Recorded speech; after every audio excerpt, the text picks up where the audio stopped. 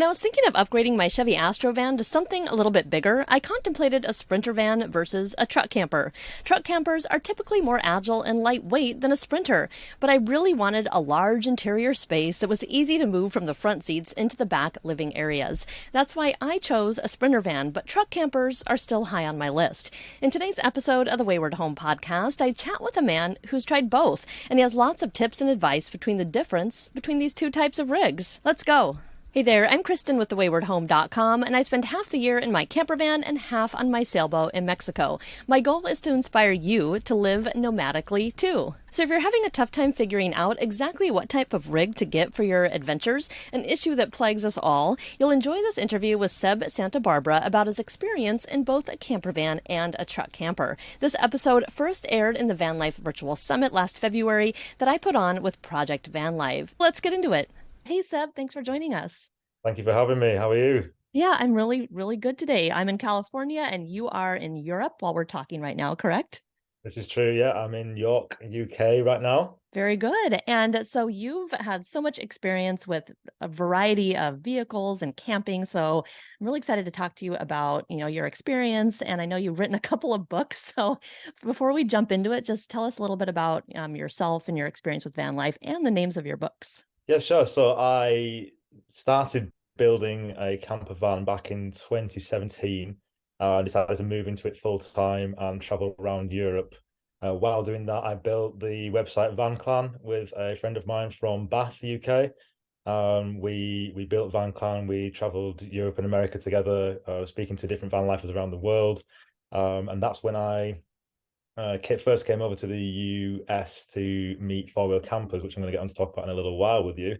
But since then, I have gone on to write travel books about camping, about van life for Dummies, which came out with Wiley over in America. Two books, Road Life and Tent Life, with Francis Lincoln, publishers here in the UK. So it's been a wild ride since actually first making that camper van and sort of then putting pen to paper and going from there. But I've had a lot of experience with both van conversion here in the UK and van life over in the US as well. So I'm looking forward to get back into it and talking about it all with you.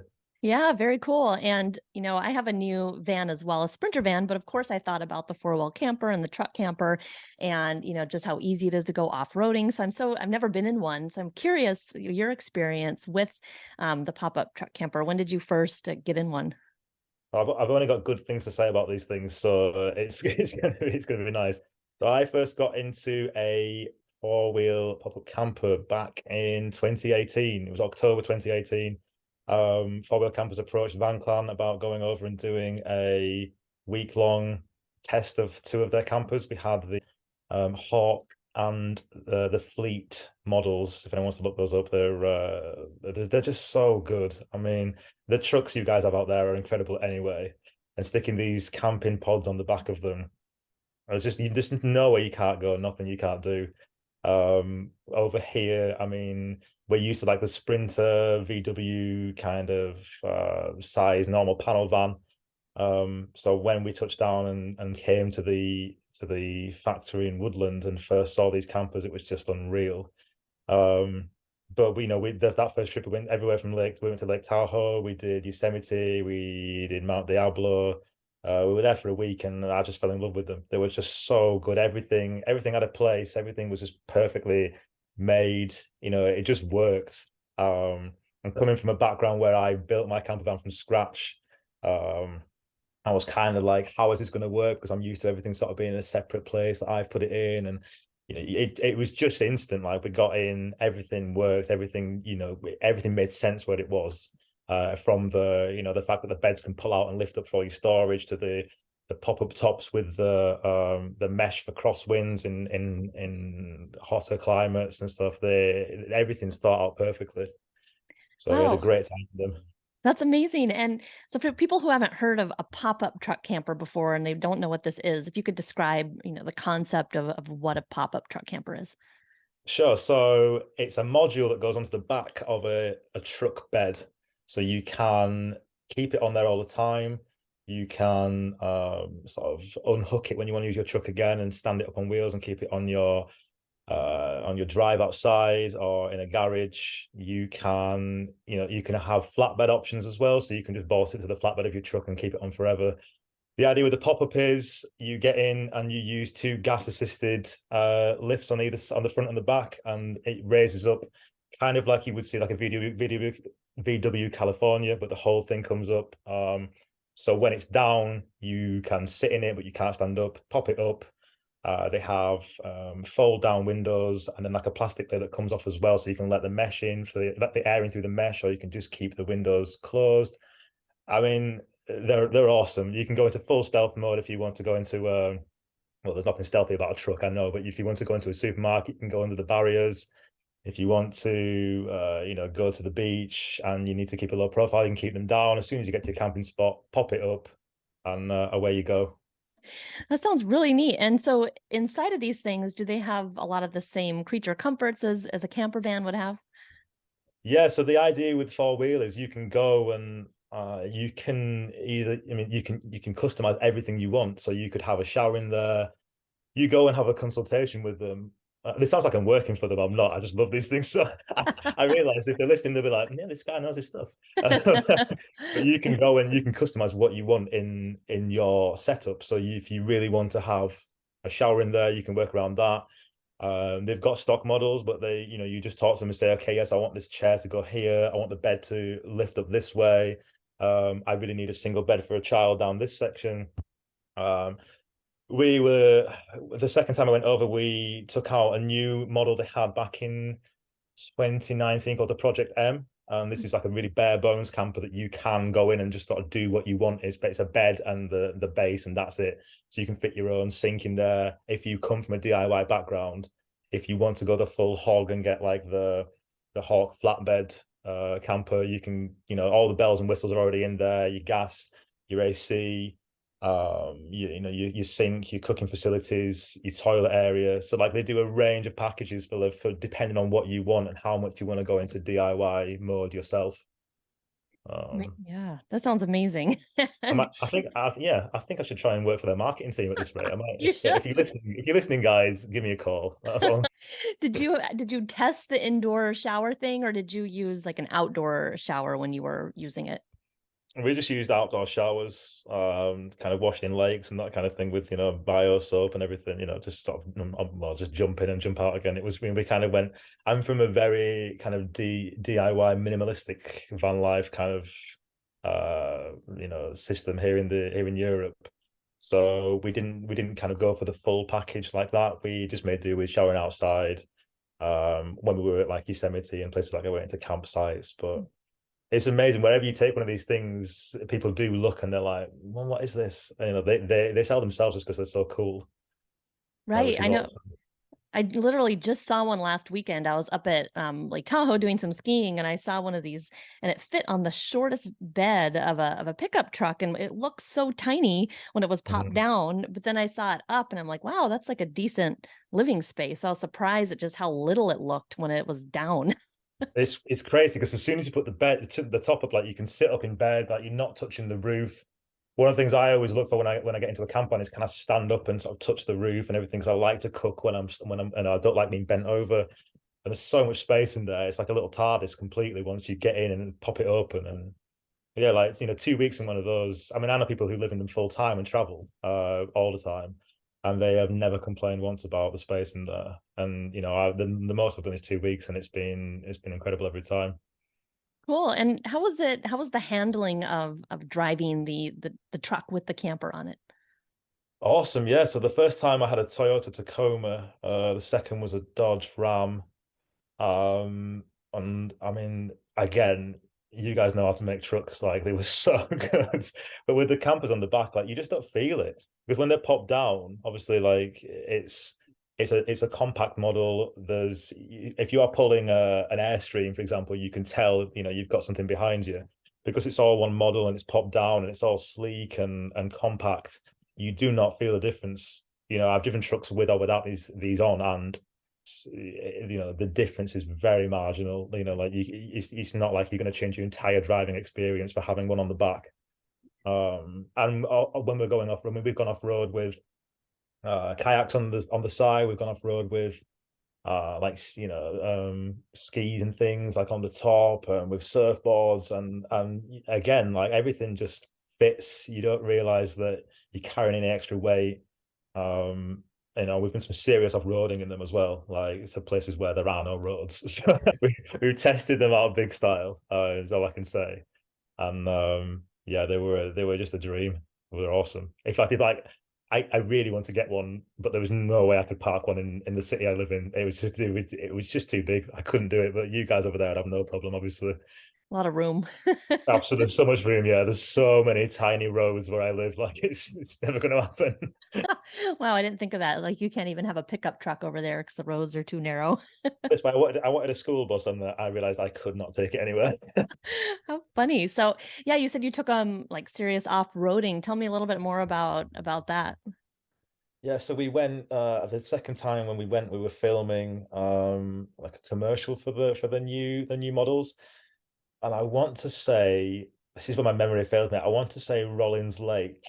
I don't know whether that's the right name or not. So if it isn't, I apologize. But we kind of went to find some really like we kind of went off the beaten path a little bit to try and find some nice places for shots and stuff. And we're talking roads that were kind of like not straight and roads that definitely were bumpy. And even just cruising. I remember when the first time I came over, we took them up the top of Mount Diablo.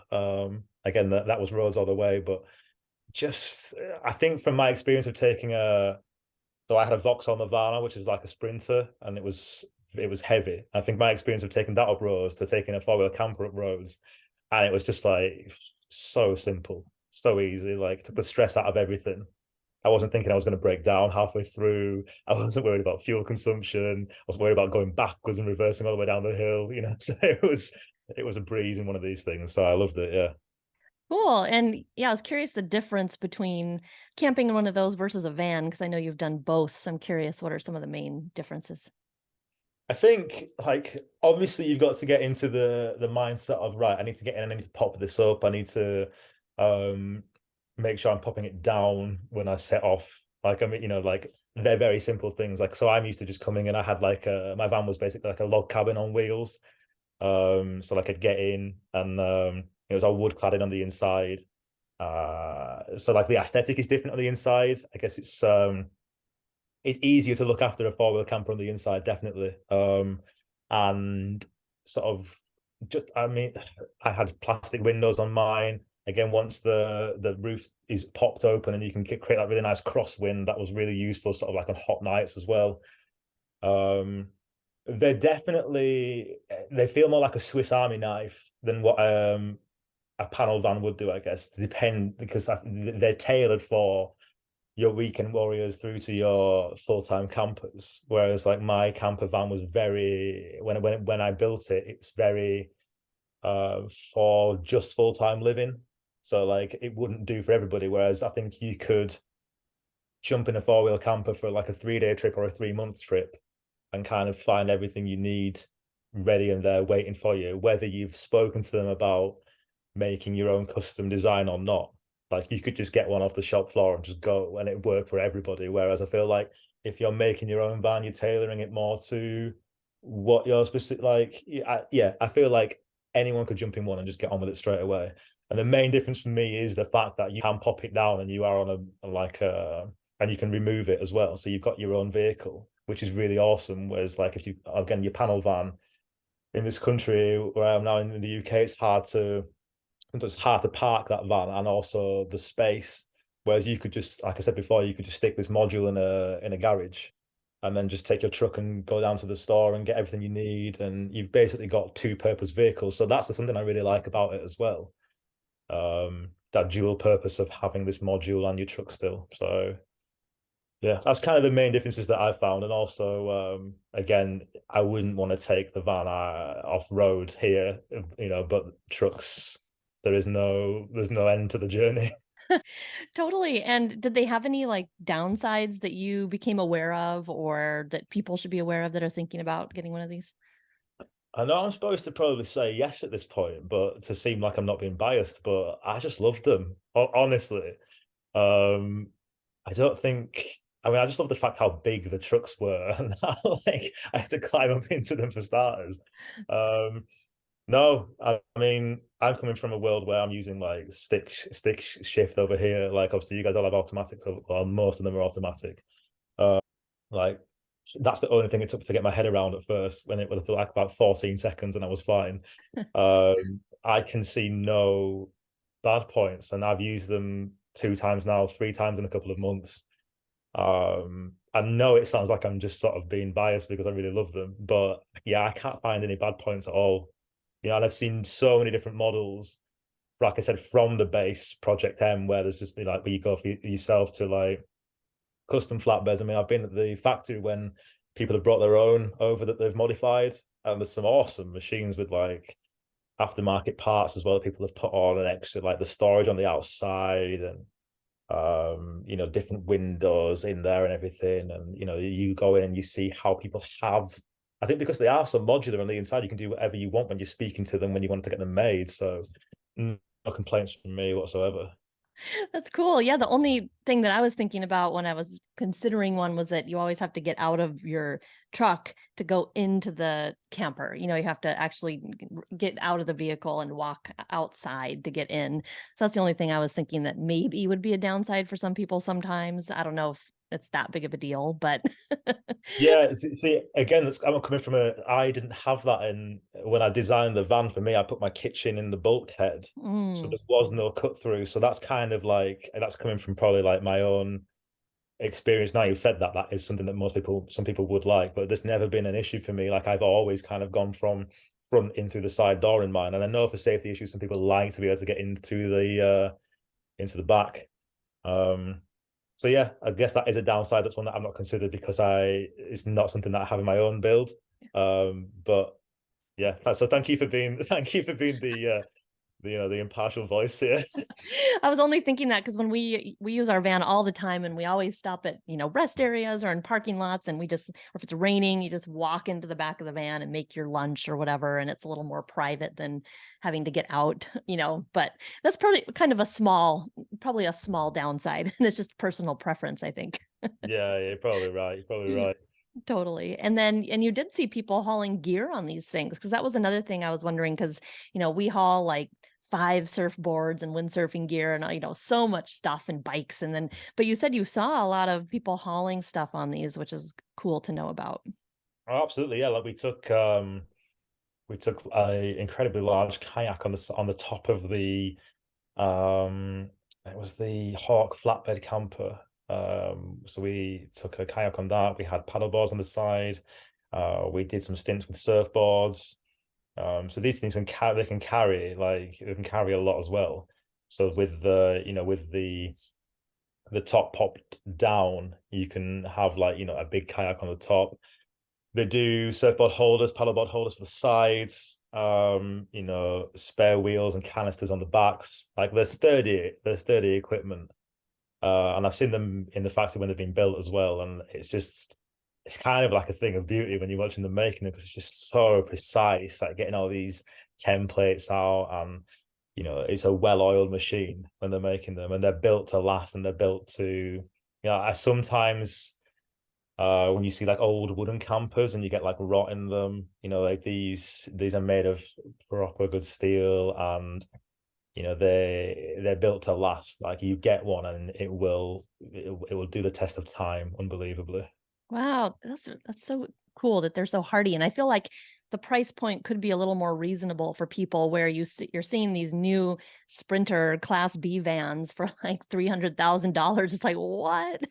I cannot believe this. Like, so I bought a van for 3,000 UK pounds and did it up for another 3.5. So I guess we're talking like $10,000. I was buying the van and doing it up. So when you see expensive models like that, like 300,000, I just think, if it would be ace to get a Project M flat 4-wheel camper, which is it's a very reasonable price, and to then do up your own design on the inside, then you've got the best of both worlds.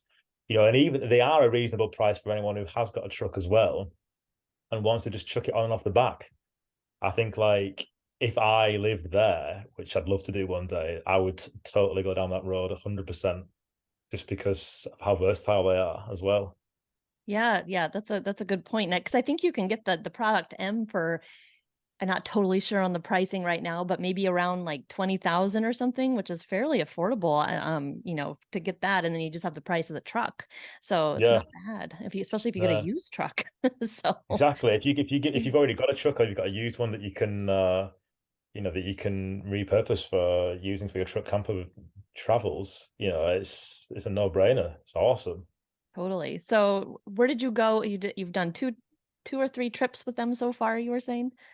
Yeah, so the first time we did, God, you're testing me now. The first time we went Lake Tahoe, Yosemite, we came down to Big Sur, and then we did Mount Diablo. I think the second time we were basically going up and down what's the highway by Big Sur? You're gonna have to help me One, here. one, Highway Highway one. one. Oh, Yeah, it's so easy. Yeah, yeah. yeah. Just name the first number. Yeah, we were going up and down Highway one because we were kind of picking locations for filming. So we did a few reservoirs. We went back to Tahoe. We were actually at a paddleboard festival at Lake Tahoe, which was amazing. I'm really into my paddleboard, so that was great. This is me padding to think about the rest of the places we went to. Just trying to create time for myself. Yeah, we were kind of going up and down that stretch, just finding cool locations. And this time, I'm going to be there for 3 weeks. Bringing my cousin who's a photographer, so we're going to explore. We're going to go so up through California into Nevada, maybe come down into Baja. We're not sure yet. We're kind of doing the somewhere I always wanted to go. So we're kind of doing like some pre-trip planning at the minute now. So we're looking forward to taking one of these out for another 3 weeks and just getting to grips with it and doing some more work with the four-wheel campers, guys. It's going to be awesome. Cool. And I have seen and heard of people taking these to Baja. When I was there, I saw a bunch of them. It seems like they'd be good for that kind of off-roading. Yeah, I'm hope. Well, I mean, like I said before, they've stood the test when we've done off-roading before, so I am confident they could do it again, 100%. Cool. And so you said you've talked to people who've lived in these before. What kinds of things were they saying about them? Well, I interviewed Bound for Nowhere in one of the books I've written, Road Life, and was chatting to them about how they created their custom van and how they worked with Four Wheel to like make it perfect for everything they needed. They've never had a problem in theirs. I remember we were filming some climbers, and we spoke to a guy who'd had his dad had got one and he'd taken it off him. It was still going. It was like one of the very first ones the company made. And like, if you could have seen his smile, you would have just known how much he absolutely loved it still. Like, he was just so about the brand, so about the whole ethos of the company and how like awesome it was to live in. I mean, okay, he was like, okay, I'd like to change this and change that a little bit, but he's like, you cannot go wrong with this machine, and he was loving it. And Dan, who's my contact and friend from Four Wheel, he had a couple of t-shirts in his van and passed them on, and this guy was just loving life. It was amazing. So it's really cool to be over there and like and see them. And like, if you see a sprinter come past in this country, it doesn't really feel that exciting, but if you're over there and you see another one come past and the horns are beeping, and you pull up next to somebody else who's got one, and just kind of like everyone's got a story who seems to have one of these vans. And it's kind of like, they collect the t-shirts, they collect the stickers and stuff that goes with it, and it's kind of like, I want to say like part of the identity. Like, you buy one of these vans and it's like you kind of join this club almost. Everyone's in it. Everyone's in. They all kind of like get excited about meetups and stuff. And when we went to we covered one of the meetups with Van Clan, and there was so many people there with four-wheel campers, and it was just wicked just seeing everyone there and just chatting and like this little community. Everyone, honestly, everyone we've spoken to has had awesome things to say about them. So they're doing something right. Yeah, I have heard that there's like owners groups and on Facebook and the meetups, and that people really like to talk about these campers and help each other out with them and stuff. Yeah, yeah.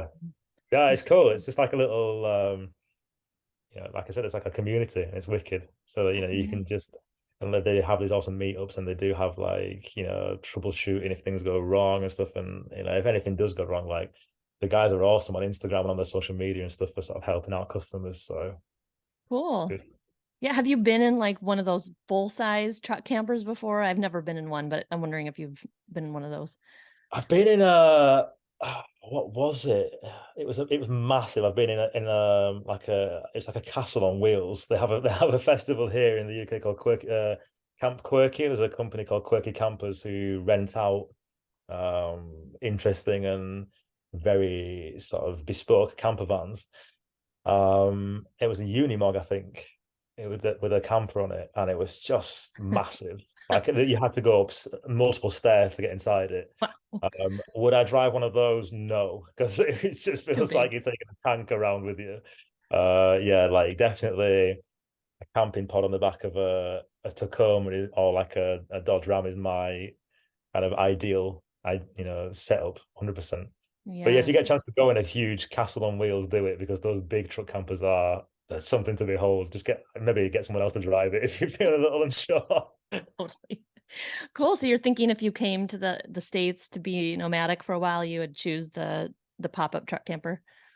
Absolutely, yeah. I think because it's different to what I've had while traveling through Europe and the UK, and honestly, B, just for ease as well, just because they're so simple. Yeah, Like I totally would recommend anyone who's not tried one to just take one on a little trip and just just have a bash because they're wicked. totally. And I have seen people that have used them over.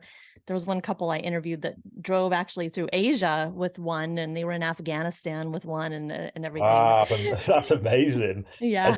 I was talking with Dan, and there was talk of stockists coming into Germany and in Europe as well. In fact, I think there is a stockist. I should have done my homework. Shouldn't I? Sorry, Dan, if you're listening, I apologize. But I'm gonna get a text when this goes out. I know I am. But yeah, the last I heard, Germany were getting stock of four-wheel campers. I haven't seen any in the UK yet. It would be amazing to see some kind of coming up north and into Scotland where it's more rural over here. Because doing the Scotland North Coast 500 in a four-wheel camper would be an absolute dream. But yeah, like they're so good in America. Like I see them all the time when we're there. And yeah, it would be wicked to get them over in the UK. So Someday. I should work harder on making that happen, probably. Maybe you could ship one over in a container. Yeah, yeah. Again, if you're listening, let's make this happen. Like That sounds amazing. It sounds fun as well to do like van life or truck camper life in over in Europe. I have not done that yet, and that sounds like a neat experience. You did that for many years. so. Yeah, I mean, I don't know how long you've got on this on this review, but I mean, yeah, van life in. I think we covered this a lot with van clan life. Van life in the States to Europe is very different. You guys have got way more places you can park up and stuff over there, especially since COVID over here. Like everything's kind of like locked down. I was lucky that I did it before COVID hit. And there were so many places. People are a lot more wary now, of like people just camping up anywhere over here. Mm. But I've taken vans like into the sand dunes of Sardinia, French Alps, parking up on lakes in Slovenia, and it's just been unreal. Like, Mm. if you get a chance to do it, I would so recommend it because, like, I mean, everything's old over here as well. Especially when you get to the UK, everything is old. Yeah. It's getting up into the Scottish Highlands. There's just nothing like it. It's Mhm. amazing. Like, it's a very dramatic difference of scenery.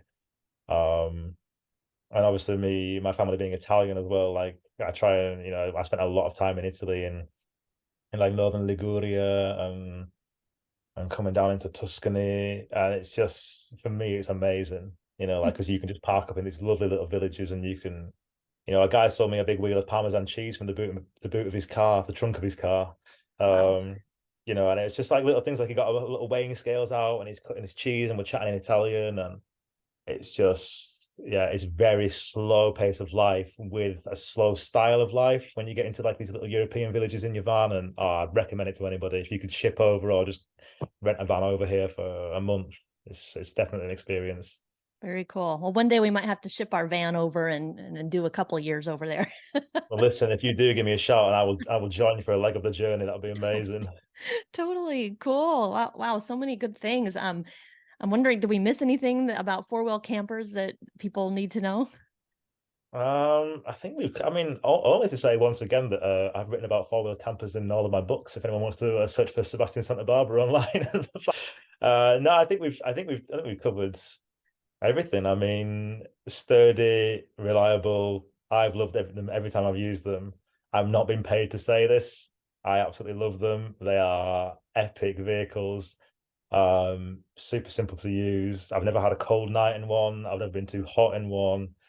They just work. They're just sick, and I do regularly sing their praises to anyone that I meet. So Yeah, they do seem awesome, and I've seen a lot of them too in the States. They're everywhere in California and Oregon and the West Coast especially. So they're yeah, cool. absolutely. Yeah, you cannot miss them. They're so iconic that you can't miss them. So Mhm.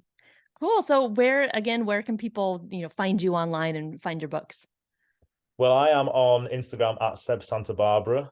My books are available worldwide. If you Barnes and Noble, Amazon, if you're in the UK, Waterstones, WH Smiths. There's German translation, French translation, and Czech translations coming out of Road Life, Tent Life to Follow is coming out in April. Van Life for Dummies is available worldwide if anyone wants to build a camper van from scratch and sort of figure out how to do that with zero experience, and how to live in a van as well, both in the UK and the US, if you're kind of worried about that or taking your job on the road. Kind of half memoir, I suppose, really, and half guide on how to do it. So I'm really proud of all of them, and the four-wheel campers do feature in both van life books. So if anyone's up for finding out more about them and reading about the experiences of me and other people who use them full time as well, then that's like a good guide on how to find out more about them as well. Very cool. Well, thank you so much for coming on the Van Life Summit.